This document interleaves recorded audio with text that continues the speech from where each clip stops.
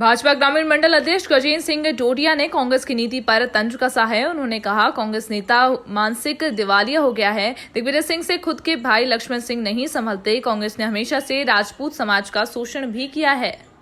मध्य प्रदेश में आगामी दिनों में उपचुनाव का दौर जारी होगा। कांग्रेस भाजपा दोनों ही दल अपनी अपनी रणनीति बनाने में जुट गए हैं। जहां एक और सत्ता पक्ष से भाजपा आक्रामक नीति अपनाकर कांग्रेस को मात देने की कगार पर है और अपनी सत्ता बचाने को आक्रामक है, और दूसरी ओर कांग्रेस भी अपनी रणनीति बनाने में जुट गई है। बदनावर विधानसभा उपचुनाव को लेकर आज हमारे साथ मौजूद है भाजपा ग्रामीण मंडल के गजेंद्र सिंह डोडिया जी, जो कि पूर्व में राष्ट्रीय स्वयंसेवक संघ के स्वयंसेवक भी रहे, अनेक पदों पर रहे हैं, देश सेवा की है, राष्ट्र सेवा की है। अब ये पूर्व में यहाँ से भाजपा के ग्रामीण मंडल के अध्यक्ष है, वर्तमान में भी कार्यरत है। हम इनसे चर्चा करते हैं और इनसे चर्चा कर ये जानेंगे कि किस प्रकार से चुनावी रण में ये कांग्रेस का जो भी उम्मीदवार रहेगा उसे परास्त करेंगे अपनी रणनीति के तहत। नमस्कार डोडिया जी, आपका स्वागत है। यहाँ से जो भाजपा के उम्मीदवार होंगे राजवर्धन सिंह दत्तीगांव, भाजपा एक संगठन वाली पार्टी मानी जाती है, आप यहाँ के ग्रामीण मंडल अध्यक्ष है, किस प्रकार की रणनीति होगी आपकी? बहुत बहुत धन्यवाद। भारतीय जनता पार्टी ग्रामीण मंडल में आगामी उपचुनाव को लेकर एक बड़ी तैयारी चल रही है। भारतीय जनता पार्टी के जो कार्यकर्ता हैं वो बूथ स्तर पर डट चुके हैं और बूथ लेवल पर समितियां बनना शुरू हो गई और कार्यकर्ता को टटोलना भी शुरू हो गया। कौन सा कार्यकर्ता कैसे काम करेगा, किस कार्यकर्ता को कौन सा काम दिया जाएगा, हर क्षेत्र में हर प्रकार के कार्यकर्ताओं से संवाद किया जा रहा है, संपर्क किया जा रहा है और उनसे पूरी रणनीति के तहत आगामी उपचुनाव को अधिक से अधिक मतों से कैसे विजय प्राप्त करें, इसको लेकर पूरी तैयारी जोरों पर है। भाजपा एक संगठन और आदर्श वाली पार्टी मानी जाती है।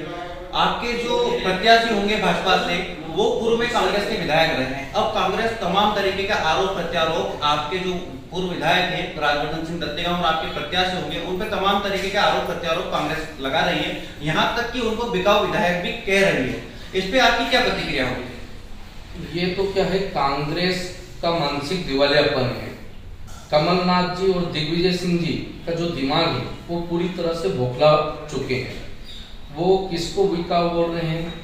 मैं पूर्व में आपको संज्ञान में मामला दिलाता हूँ कि दिग्विजय सिंह जी के घर से माननीय लक्ष्मण सिंह जी 1000 विधायक आप पे कुर्बान देना है तो इस्तीफा मैं दूंगा, और उन्होंने बताया था कि हमने उसी समय दत्तीगांव जी ने इस्तीफा कमलनाथ जी को प्रदेश अध्यक्ष के नाते, सीएम के नाते उन्होंने दे दिया था। लेकिन क्या करा, फिर भी वो आश्वासन देते रहे, उनका हक नहीं मिला और उन्होंने वास्तव में राजवर्धन सिंह दत्तीगांव जी ने ही कमलनाथ की लंका ढहाई है, उस लंका में आग लगाई है। और दिग्विजय सिंह जैसे नेता जो वर्षों से कांग्रेस का शोषण कर रहे हैं, और मध्य प्रदेश में कांग्रेस जो खत्म हुई उसका कारण ही दिग्विजय सिंह ही है। और उसके बाद जो आज राहुल गांधी जी कुछ निर्णय नहीं ले पा रहे हैं, उसके पीछे कहीं कहीं इनका हाथ है। कपिल सिब्बल जैसे नेता घर बैठे हैं इनके, वो क्यों बैठे?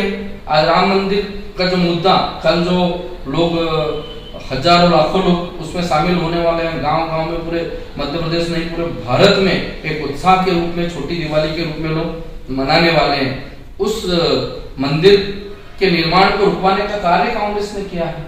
आज मध्य प्रदेश में भी क्या हो रहा, तो उस लंका को गिराकर उस लंका में आग लगाकर हनुमान का काम माननीय दत्तीगांव जी ने किया है। और आज आपने देखा होगा दत्तीगांव जी का प्रथम आगमन बदनावर में हुआ था, तो घाटाबिलों से उनका स्वागत शुरू, पीथमपुर से उनका स्वागत शुरू हुआ था, तो रात की सुबह 4 बजे तक लोग उनका इंतजार करते रहे और ब्रह्म मुहूर्त में बदनावर में उनका स्वागत किया गया। और लोगों ने, जनता ने उनसे कहा कि आप जनता की लाज बजा के रखना, और माननीय दत्तीगांव जी के साथ पूरा बदनावर पूरी ताकत से नीचे का कार्यकर्ता, बूथ स्तर का कार्यकर्ता लगा हुआ है। जैसा कि आपने अभी बताया कि राम मंदिर निर्माण का कार्य रुकवाने का काम किया था कांग्रेस ने, लेकिन अभी तो कांग्रेस के जो पूर्व मुख्यमंत्री है कमलनाथ जी, वो हवन पूजन कर रहे हैं, सुंदरकांड का पाठ कर रहे हैं, उस पर क्या प्रतिक्रिया होगी? जाए तो जाए कहां, करना क्या? क्योंकि जनता की मांग थी, डिमांड थी, पब्लिक, भारत का स्वाभिमान था राम मंदिर। उस राम मंदिर का निर्माण हो रहा है, वर्षों की तपस्या आज हिंदुओं की पूरी होने वाली। अगर वो विरोध करें तो फंस जाए, पूरी होने वाली। अगर वो विरोध करें तो फंस जाए। भाई आज कमलनाथ जी और इनकी मजबूरी कि इनको पूजन भी करना है, हवन भी करना है। अगर ये हिंदुत्व के नाते पहले ही समझ जाते हैं, आज जो उन्होंने समझने का प्रयास किया है, अगर वो नहीं जाए तो उनके घर लोग चले जाएंगे, चूड़ी फेंक देंगे उनके यहाँ। तो उनकी मजबूरी है कि भैया उपचुनाव, ये तो उपचुनाव है तो जा रहे हैं, अन्यथा नहीं तो इसको भी धक्का देते हो। तो आप क्या मानकर चलते, जैसा कि आपने पूर्व में बताया कि 42,000 वोट से दत्तीगांव जीते थे, तब वो तो कांग्रेस के थे, अब वो जो 42,000 वोट मिले थे राजवर्धन सिंह दत्तीगांव को, वो कहाँ जाएंगे? कांग्रेस के पक्ष में ही रहेंगे कि दत्तीगांव के साथ उनके साथ आ जाएंगे? देखो, दत्तीगांव जी को जो वोट मिले थे, जो अधिकतम 42,000 से जो विजय श्री प्राप्त की थी, वो न तो कांग्रेस का वोट था न किसी दल का वोट था। वो राजवर्धन सिंह जी दत्तीगांव को व्यक्तिगत लोगों ने वोट दिए, व्यक्तिगत उनका व्यवहार है, उनसे लोगों को बदनाम विधानसभा को बहुत अपेक्षा थी, उसके कारण लोगों ने उनको वोट दी। और वो जो है, मैं कामना करता हूं और मुझे विश्वास है कि वो उससे भी अधिक मतों से वो विजय श्री प्राप्त करेंगे। जो बदनाम विधानसभा क्षेत्र है, यहाँ पर पहली बार उपचुनाव होना है, साथ ही जो बदनाम विधानसभा क्षेत्र है वो राजपूत बाहुल्य क्षेत्र है। माना यह जाता है कि गुजराती राजपूत समाज का वोट बैंक लगभग 30,000 से अधिक है। उसी संदर्भ में मैं आपको ज्ञात करवाता हूं कि राजवर्धन सिंह दत्तीगांव एक राजघराने के परिवार से आते हैं, जो अब भाजपा में, साथ ही कांग्रेस में स्थानीयवाद का एक माहौल बना हुआ है। और ये कहा जा रहा है कि अगर किसी गुजराती राजपूत परिवार के किसी सदस्य को अगर टिकट मिलता है तो सारे गुजराती राजपूत एक होकर विजय सिंह दिलवाएंगे। क्या ऐसा हो सकता है? नहीं, मैं आपको बता देता हूँ, ये तो कांग्रेस का मानसिक दिवालियापन है। आज वो कह रहे हैं कि गुजराती राजपूत और राजघराना, आज उनको याद आ रहा है पिछले कई वर्षों से, 70 वर्ष से वो कई समाज का शोषण कर रहे हैं। आज बदनावर में दत्तीगांव जी के सामने उनको कोई चेहरा ही नहीं मिल रहा है, तो यहाँ फुट डालो और राज करो। और कमलनाथ और दिग्विजय सिंह की निगाह केवल और केवल बदनावर में, उनको तो आग लगी हुई, क्योंकि उनकी जो लंका में आग लगाने वाला व्यक्ति कहाँ का है? बदनावर का, क्योंकि पूरी प्लानिंग जो थी वो दत्तीगांव जी की थी। तो आज वो यहाँ बार बार आकर कमलनाथ जी को, दिग्विजय सिंह जी या बाला बच्चन जी, जितने भी उनके पूर्व मिनिस्टर आ रहे हैं, कभी मैंने तो बदनावर में आते नहीं देखा। आज उनको बेल समाज याद आ रहा है, आज उनको गुजराती राजपूत याद आ रहा है, आज उनको जाट समाज याद आ रहा है। तो क्यों पिछले चुनाव में क्यों नहीं आया? जब दत्तीगांव जी चुनाव लड़े थे उस समय किसी गुजराती को दे देते, पता चल जाता उनको कि गुजराती राजपूत किस तरफ जाता।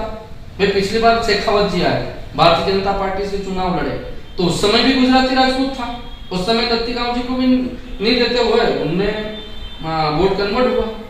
तो आज गुजराती राजपूत जो बदनावर विधानसभा में, वो अपना स्वाभिमान, अपना अस्तित्व सब जानते हैं। उनको पता है कि किस समय हमारा यूज होता है, किस समय इस्तेमाल करते हैं कांग्रेस के लोग। और कांग्रेस ने हमेशा गुजराती राजपूत का शोषण किया है, इस्तेमाल किया है। लेकिन दत्तीगांव जी के साथ गुजराती राजपूत भी व्यक्तिगत रूप से जुड़ा हुआ है। और ये आपने देखा होगा क्षेत्र में कि उनको उसका प्रेम और विश्वास उनके साथ बना हुआ और मिला है। और ये तो केवल पूरा मोरा मुद्दा है, इससे कोई फर्क नहीं पड़ता। दत्तीगांव न केवल बदनाव के एक बड़े नेता है, बल्कि अब तो प्रदेश में उद्योग मंत्री के पद पर भी काबिज है। साथ ही उनके आने से यह असमंजस की स्थिति बनी हुई है कि जो भारतीय जनता पार्टी का जमीनी कार्यकर्ता है, कहीं ना कहीं अपने आप को ठगा सा महसूस कर रहा है, क्योंकि दत्तीगांव समर्थकों का अब क्षेत्र में दबदबा है। अब आप भी भारतीय जनता पार्टी के अच्छे कार्यकर्ता और एक अच्छे नेता है, आप इस पर क्या प्रतिक्रिया रहेगी आपकी? क्या ऐसा लगता है आपको कि कहीं ना कहीं दत्तीगांव के आने से भाजपा के जो बड़े नेता है और जो छोटे कार्यकर्ता है उनका कहीं ना कहीं कोई नुकसान हुआ है? दत्तीगांव जी के आने से कोई कार्यकर्ता ठगा महसूस नहीं कर रहा है। दत्तीगांव जी के आने से जमीनी कार्यकर्ता तो बिल्कुल उनके साथ है, भारतीय जनता पार्टी के साथ है। यहाँ का जो कार्यकर्ता वो कमल का फूल देखता है, भाजपा को अपनी मां मानता है, उसको लेके काम करता है। पर ये बात सही है, यहाँ का जो कार्यकर्ता है, जमीनी कार्यकर्ता है, जो 4 साल से 5 साल से मैं भी काम कर रहा हूँ, मेरे साथ जो लोग काम कर रहे थे, ताकत से काम कर रहे थे, वो ना तो हवाबाज है, ना झांकी मंडप वाले, ना माया मंडप वाले। जब भी आप कार्यक्रम उनको दोगे तब वो कार्यक्रम करेंगे, जब भी बुलाओगे वो बैठक में शामिल होंगे, बढ़ चढ़ के भाग लेंगे। बूथ पे जाना है, पेज प्रमुख का काम है, या जो भी काम कार्यकर्ता को देंगे वो करेंगे। लेकिन अभी जो काम चल रहा है वो केवल हवा में चल रहा है, नीचे जमीन पे नीचे कार्यकर्ता संघर्ष कर रहा है, लेकिन उस कार्यकर्ता से संपर्क करने की कोशिश ही नहीं की जा रही है। जो भी वरिष्ठ लोग आ रहे हैं वो केवल नेता नगरी में घूम रहे हैं, नेताओं को मनाने का काम चल रहा है। तो वो तो मने हुए भाई, जमीन पे जनता साथ में रहेगी तो 51,000 पार कर जाएंगे। अगर उनको नहीं संभाल पाए तो कहीं ना कहीं कार्यकर्ता परेशान तो होंगे। आपको ऐसा लगता है क्या कहीं कि जनता और मतदाता के बीच में सामंजस्य स्थापित नहीं कर पा रहा है दत्ती गांव या उनके समर्थक? दत्ती गांव जी पूरी ताकत से जनता और मतदाता से संपर्क और संवाद करने का प्रयास कर रहे हैं। उनके कार्यकर्ता भी बेचारे, उनको नहीं कह सकते, वो भी आए, वो समझ रहे प्रक्रिया और समझ रहे, वो शामिल भी हो गए, उसमें कोई दिक्कत नहीं है। पर कुछ अपवाद भाजपा में ही, वो अपने आप को क्या कह सकते हैं, वो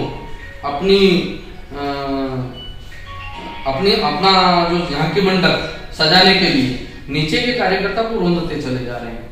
पर फिर भी नीचे का कार्यकर्ता तो बेचारा फिर भी तैयार है, उसमें कोई दिक्कत नहीं। आप रोंदोगे, उनको नहीं पूछोगे, उनको सम्मान नहीं दोगे तो भी तो गांव झंडा बांधेगा, बूथ पे बैठेगा, सेव पर मल खाके भी काम करेगा, कार्यकर्ता के साथ खड़ा रहेगा।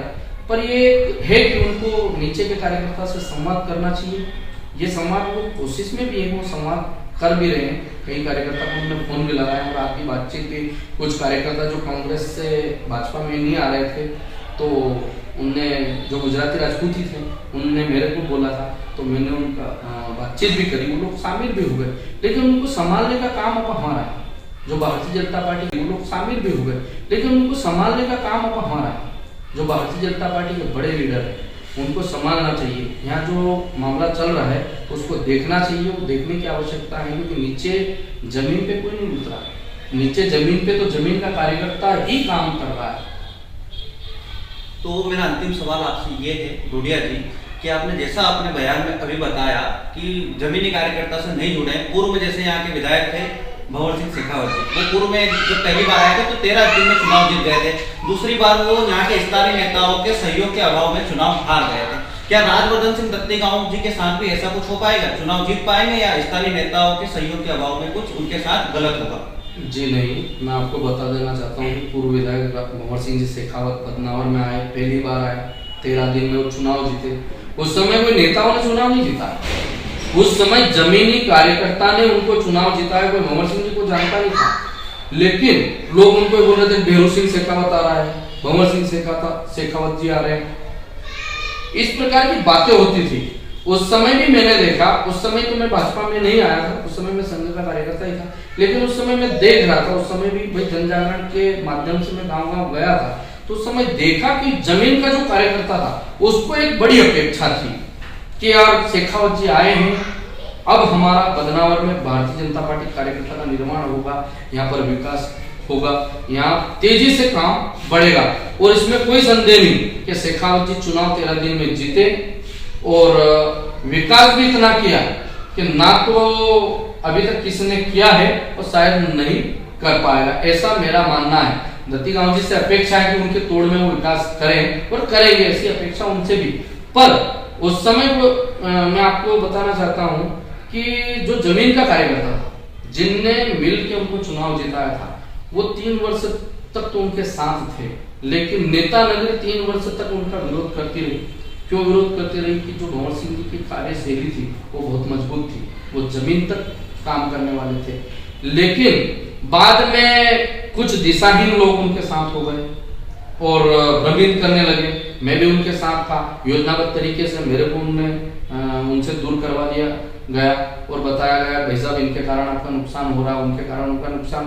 तो ऐसे करके कार्यकर्ता जो काम करने वाले थे वो दूर होते गए उनसे, और दूर होते गए, उनने नहीं करा, पर यहाँ के जो कुछ षड्यंत्रकारी लोग थे उनने उनको दूर किया। आपने देखा होगा कि लोग बार बार शेखावत जी के हार का ढिंढोरा पीट रहे हैं, शेखावत जी हार गए, उनके कारण हार गए, इनके कारण हार गए, इनने हरा दिया, उनने हरा दिया। ये कई प्रकार की बातें अभी तक आप सोशल मीडिया के माध्यम से आप देखते आए होंगे।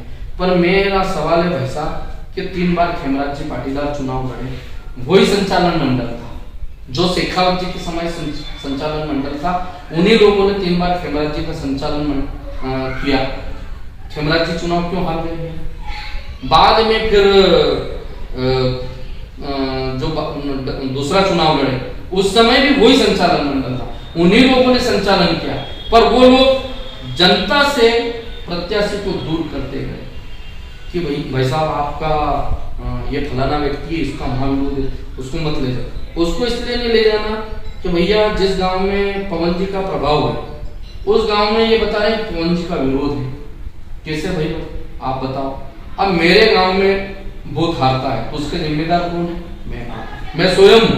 मैं ये सोच लूं कि मैं 50 बूथ पे जाके मैं चुनाव जिता दूं, ये संभव नहीं।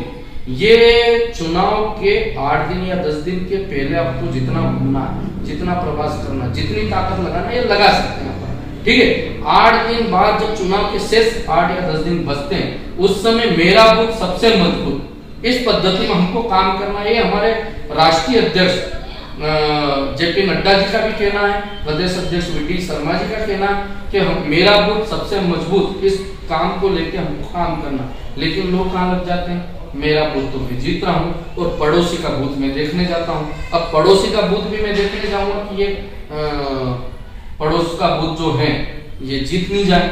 मेरा बूथ जीतना, मैं हो सकता है मेरा बूथ हार जाए, पर मैं मेरा बूथ तो जिताने में नहीं लगूंगा, पर पड़ोस का बूथ जरूर हराने में लगूंगा।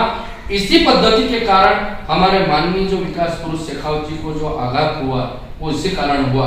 और मेरा ये विनम्र मेरी अपील है माननीय दत्तीगांव जी से भी है और हमारे प्रदेश संगठन से भी कि वो मेरा बूथ सबसे मजबूत इस मामले को लेकर चुनाव में उतरना पड़ेगा। और यहाँ के जो जमीनी कार्यकर्ता हैं, वास्तव में जो काम करते हैं, जमीन पे काम करते हैं, उनको बेचारे को महत्व नहीं दिया जा रहा है। उनको महत्व देना पड़ेगा, क्योंकि चुनाव में जिताने वाला सिपाही तो वही है। सेनापति की भूमिका हर कोई कर सकता है, वैसा सेना तो बन सकता, सेना निर्माण करना पड़ेगी। और सेना भी ऐसी निर्माण करना पड़ेगी कि जो युद्ध मतलब चुनौती दे सकते। आज मोदी जी राष्ट्रीय स्तर पर सीमाओं सुरक्षा में लगे। आज देश विदेश में वो प्रवास कर रहे हैं। किस लिए कर रहे हैं? कि हमारे देश की सीमाओं को सुरक्षित करना पड़ेगा। देश की सीमा सुरक्षित रहेगी तो हमारा देश सुरक्षित रहेगा। इस मंत्र पर अगर हमारा राष्ट्रीय नेतृत्व, इस देश के गौरव प्रधानमंत्री जी अगर काम कर सकते हैं, तो हमको भी हमारे विधानसभा की सीमा सुरक्षित करना पड़ेगी। हमारे विधानसभा के गांव, हमारे विधानसभा के बूथ सुरक्षित करना पड़ेंगे। तभी हम इस संकल्प को पूरा कर पाएंगे, तभी हम कांग्रेस को चुनौती दे पाएंगे।